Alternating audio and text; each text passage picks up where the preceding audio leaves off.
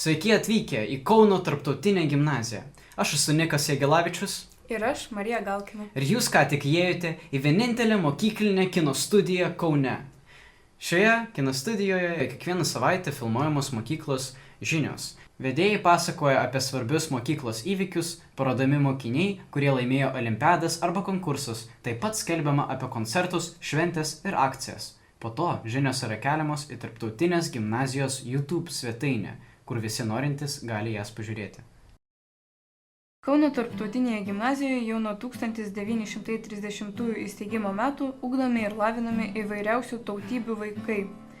Šiuo metu čia mokosi apie 30 skirtingų tautų. Taip pat ir skirtingų religijų atstovai, yra ugdoma tolerancija.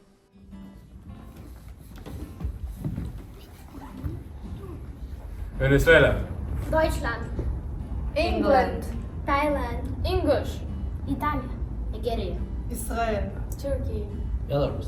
Sakartvelo. Nuo karo pradžios gimnazija priėmė apie 400 mokinių iš Ukrainos. Kai kurie net buvo pakeitę keletą mokyklų, bet sako, kad čia jiems patinka labiausiai. Ukrainiečiai iš ties labai greitai adaptuojasi, susidraugauja, Lietuva jiems tampa tikrais namais. Gimnazijoje mokoma nuo 1 klasės iki 12. Vaikai mokosi kartu ir draugiškai, padedami vienas kitam įsilieti į kolektyvą, jaustis saugiai ir gerai. Mūsų mokykla neatsilieka nuo besivystančio pasaulio naujausių technologijų. Ji dalyvauja Erasmus Plus projektuose. Mokiniai keliauja po Europą, perimdami geriausias mokymosi strategijas.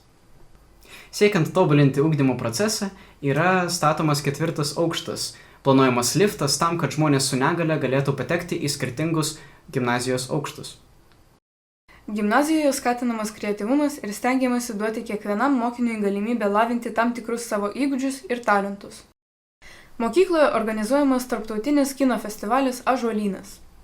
Mūsų salėje buvo parodyti trumpametražiai vaikų sukurti filmai iš Lietuvos, Norvegijos, Kanados, Armėnijos, Serbijos, Švedijos, Italijos, Tadžikistano ir net Afrikos Respublikos Ganos. Tikrai daug, ar ne?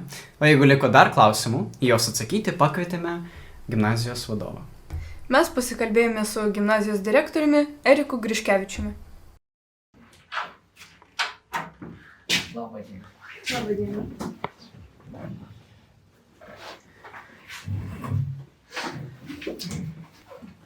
Taigi, gerbiamasis direktoriau, norim jūs pakalbinti. Užduoti jums keletą klausimų ir sužinoti daugiau apie mūsų mokyklą. Taigi, pirmas klausimas jums. Kuo žymi mūsų mokykla ir kodėl ji galėtų būti patraukli tėvams, ieškantiems savo vaikams patikimą mokyklą?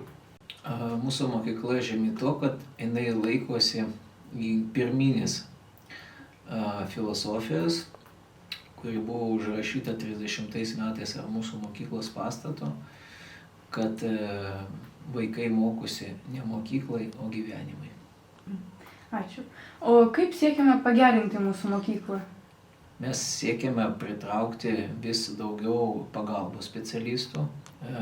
Mokykla dalyvauja įvairiuose projektuose, vienas iš jų 1000-mečio mokykla.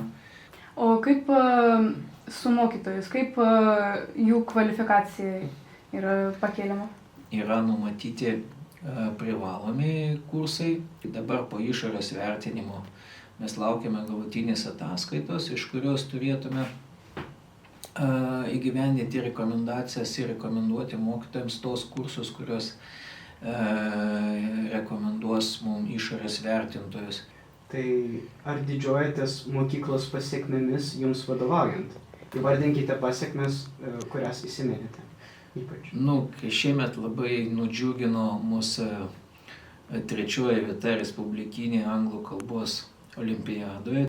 Didžiuojamės mūsų turistų pasiekimais, 1. vieta Kauno regiono varžybose. Vaikai gerai pasirodo ir kitų dalykų miesto olimpiadose. O kaip jūs matote mūsų mokyklą artimiausių laikų?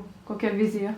Manau, kad jeigu vaikai yra laimingi, tai tada jie turi svajonių, jie tada turi motyvaciją, jie tada nori mokytis, jie tada nori siekti kažko, tai svarbiausia, laimingi, sveiki.